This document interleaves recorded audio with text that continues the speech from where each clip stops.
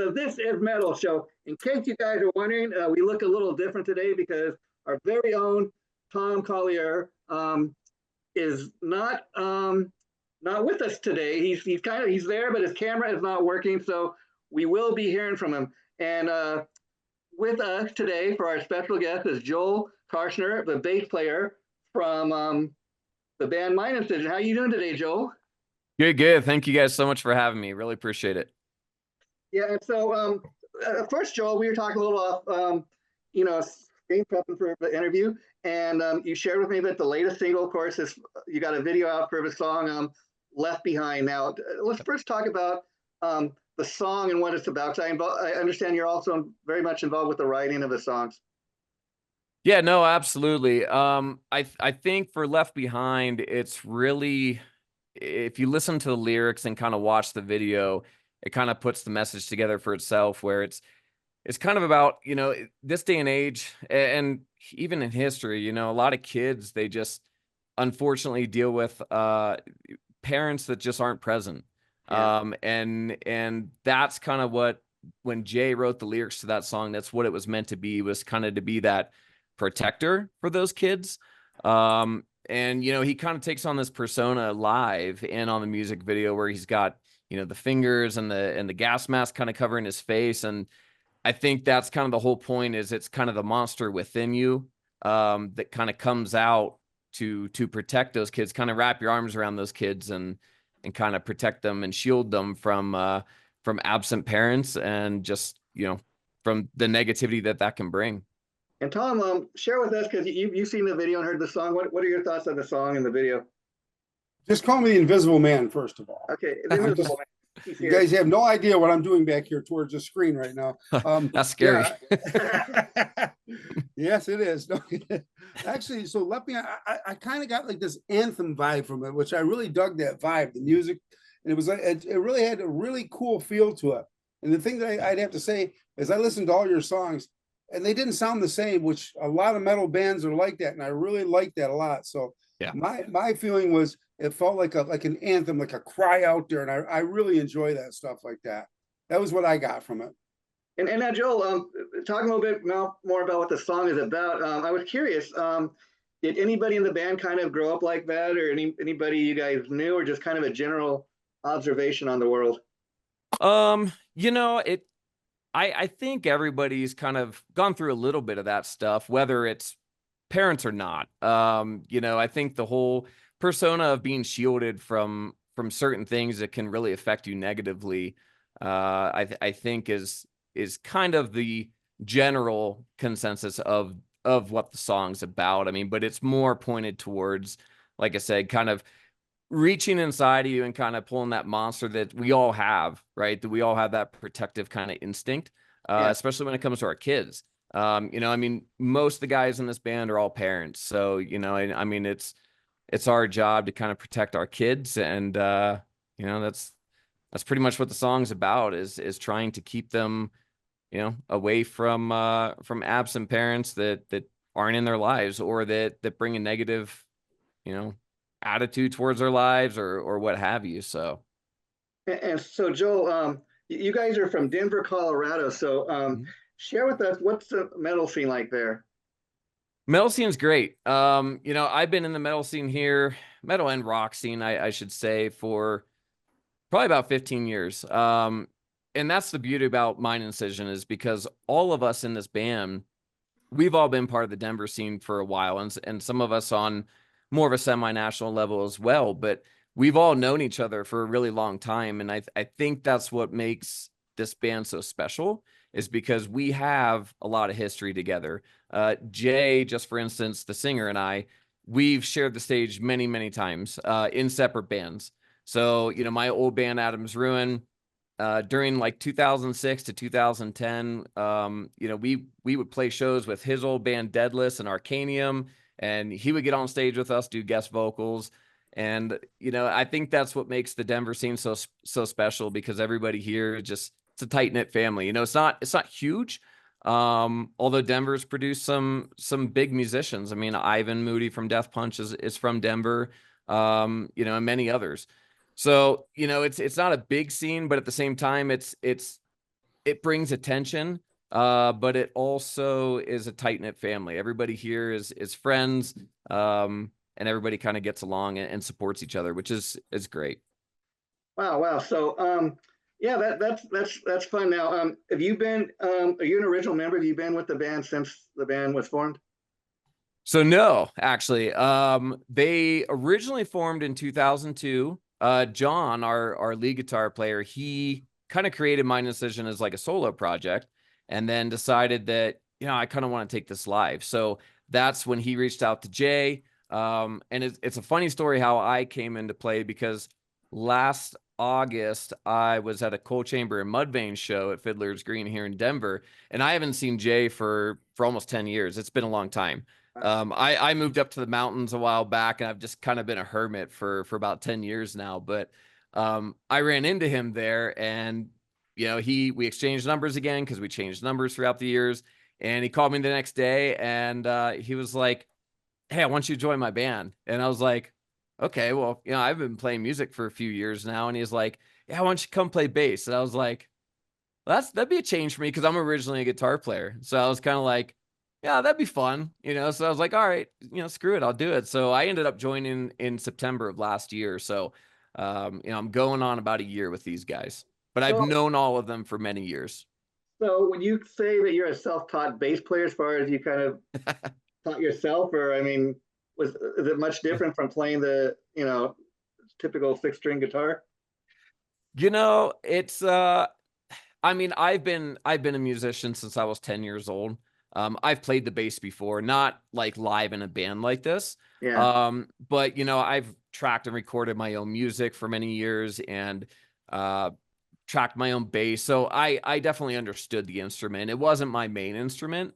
But you know, that I think that's what is so great about this band too, because we've got three guitar players essentially that know how to write guitar, that can contribute to the writing. And I think that's what makes the music so great. Wow, wow, wow. Yeah, that's now, Tom. Do you know many guitar players that switch to bass? Actually do. My bass player actually was a guitar player when he joined the band. I needed a bass player, so he switched to bass. Dave, he's been with me for the last 6 years. But yeah, Nice. well, you know, he has the Vinnie Vincent guitars and stuff. Yeah. Absolutely. So it's actually a cool thing. I mean, I'm a drummer that switched to guitar and then vocals and everything else too. So Yeah. but I just had a question about one of your songs here that really kind of caught me, because I did Ripper Owens and I did something together too, about suicide, the Awakening Suicide. Were you part of the writing of that, or was that a song that was written when you joined the band, or you just said you recently joined? Yeah, so that song was written prior. Now since I've come in, I've kind of brought my own flavor, I guess you could say, of bass playing. So it's kind of changed some dynamics here and there, but that song was written prior. But that song is definitely a cry to attention on the problem of mental illness and suicide, specifically with kids, teenagers, and young adults. I mean, all ages of human beings deal with that. But that was kind of our whole point towards that song, was to kind of try to gain attention to that, because I think a lot of people kind of just shrug it off because it's an uncomfortable topic. But that doesn't do anybody any good. You know, you bring something to light, and that's when change starts happening. So that was the whole point of that song and the music video. Great. Well, I did a song called Rise, and it was about, I've had a couple players in my band actually committed suicide, former players. Oh man. And so Ripper Owens and I were talking together, and I wrote this song, sat down one night and just wrote it. And the next morning I got a call from the suicide hotline, and they wanted us to do a concert. And I said, "Are you kidding me? I had just wrote the song." And this woman was like, "My son had committed suicide. We heard you guys take on, you know, different subjects and things like that." That's why that song really, I watched that song, The Awakening. That was really close to me. And like I said, Ripper and I went in and we did this incredible, it was like acoustic version of the song with Ripper's vocals. I don't know if you know Ripper, but he's a great guy, and his vocals were incredible. So when I see a song like that, especially as a record company, I look at that. I'm the president of a record label. I look at that song and I go, that these guys are truly musicians, because they're taking on subjects that need to be taken on, important things like that. So I take my hat off to you. You can't see that, but I did. Well, we appreciate that. All of us do. I mean, it's you know, it's a combined effort for sure. I mean, it's like I said, it's an uncomfortable topic, but you know, change is not made by being uncomfortable. I mean, you can't stay stagnant. You got to constantly be moving and bring light to serious issues. And that's our goal with our songs. That's perfect. Great. Love it. Love it. Go ahead, Jason. I'll let you talk because you can't see me move my lips now. Okay. I'm not sure what's going on here, but but anyway, let me ask you, like the vocal, that's one thing I really noticed about the band. They're very different. They're almost, I want to say kind of, there's an Alice in Chains sound, but it's a little more kind of like sludgy, kind of Sabbathy almost. Yeah. Yeah. Yeah. Jason's very unique. You know, like I said, I've been friends with him about 18 years now, and I've always loved his vocal style. And he brings I want to say at times aggressive, but at the same time, beautiful and haunting. That's how I kind of like to wrap his vocal style up, you know, because if you listen to The Awakening, you know, it's to me, it's more beautiful, but then you listen to Left Behind and it's more haunting. Yeah, that's a great way of Yeah. putting it. And what I can say, I don't even know if it's fair to say kind of either Sabbathy or Alice in Chains. It's kind of got elements of that, but the thing is, he's a very original vocalist. I can't think of one vocalist that you could even compare him to. And it's kind of what makes him really stand out. Yeah, no, absolutely. And you know, it's a pleasure to play with him. You know, like I said, I've been close with him for many years, and to finally actually be in a band with him, not just share the stage with shows. You know, it's kind of like things have come full circle. And same with John and Kyle. I mean, our two guitar players, you know, their old band Severance and Less Than Under, I mean, in Denver, my old band Adam's Ruin was playing shows with them, you know, at least once or twice a year. So, you know, we've all known each other for quite a while. So Yeah. So Joel, also you were sharing, you know, you were talking about you guys are getting ready to go on the road, or are you actually doing shows now as we speak? yep. Yes, sir. We're gearing up. It's gonna be a busy end of the year for us. I mean, we played our first debut show back in January here at the Bluebird Theater. Attendance was outstanding. I mean, we had some awesome support bands. We ended up headlining, and I think the final count was just under 500, which for the first time show for us, that was awesome. And then we've got a show actually a month from today, August 17th at the Gothic Theater here in Denver. That's kind of our world tour kickoff show. And then August 23rd, we're flying out to Frankfurt, Germany, and we're taking on Europe and the full UK with Il Nino and Ectomorph. So it's going to be a good one. And will that be the first time you guys have played out of the country? It will be. Yep. It will be. I don't think any of us actually individually even have been over to Europe. So it's going to be an adventure for sure. So Tom, being a fellow musician, can you share with Joel, have you been overseas, what that's like, what he can expect? Crazy crowds in Europe. They love American bands. They love metal. I mean, my good friend Ross the Boss, he just played in front of 70,000 people. Wow. I mean, last year he was in front of 80,000 at 4 o'clock in the morning, crazy screaming fans and stuff like that. So you guys are going to really enjoy it. They love American music over there, and they are the biggest metal fans in the world. Europe is, but my thing is, metal's coming back to the United States too, and so is physical product. You know, I've talked about that as our record label and stuff like that. People have to understand that America is. Everybody wants to make it in America. We can go to Europe and do well. If you can do well in America, you'll make it. And Ford Motor Company just announced to us they're putting CD players back in all their cars. That's huge for the music world. They took them out. You know, now they're putting CD players. If Ford's doing it, you're going to see the big three. Everybody else is going to follow. You know, GM's going to follow. Everybody's going to follow Ford when they do this, and it's going to be great for the musicians. So take lots of product with you. Take lots of T-shirts, things like that. Well, actually, buy it over there. Have it shipped to you over there. Don't take it, you know. But you guys are going to love it because the European fans are going to love your music. You know, after listening to it, you guys are perfect for being over there. Wow. Yeah, we're pretty excited about that, and we've heard that. You know, we've heard that over in Europe and UK, I mean, they absolutely love American metal, and just metal in general. And I've also heard they're very forgiving. You know, if you have an off night, you know, they'll 100% support you and come back when you come back. So we're just ecstatic to get out there. It's going to be an adventure personally for all of us because we've never been over there. Yeah. Mhm. But Yeah. just to play over there is, I mean, that to me is a dream come true. You know, it's a once in a lifetime opportunity that I think as all musicians we've chased, and to be able to do that, we feel very blessed for sure. Oh, I'm sure. And let me ask you, so that got to be quite an expense as far as shipping the band and all your equipment over there, huh? Yeah, we're still trying to, you know, we're about a month away, and we're still kind of like getting all that figured out. Now, Dave, the drummer from El Nino, who we're touring with, he's been super helpful. You know, he's kind of showing us the ropes. So, you know, I mean, but yeah, it's definitely an expense. You know, we're gonna have to ship all our guitars and basses out there. And you know, I always joke with Jay, and I'm like, man, I should have been a singer, because like it's so much easier to carry gear around, and you don't have to pay to ship expensive music gear and all this stuff. But you touched on merch, and that's one of the things we'll be doing. So our management company, Sean Baruch, his partner lives in London. So we're actually gonna be putting a merch order out there, and he's going to print everything for us. So we won't have to pay to have a bunch of merch shipped and all that stuff, which is going to be nice. Oh, yeah, I bet. Tom, you know, you're a songwriter yourself, so yeah, when listening to their music and their songs, I mean, talk a little bit about what your thoughts are on their songwriting. Well, their songs were deeper than I expected, and that's a big surprise for me. I mean, they actually had true meaning and stuff. When I'm writing music and when I'm signing bands, things like that, I don't want these shallow bands. I mean, again, I hate to go back to some, but The Awakening was just such a great song. Greatly, it was written so well, and Left Behind was another great tune. But what I loved about it is they changed things up. A lot of bands don't do. A lot of bands just come out there and hit you with the same song, same feel every song.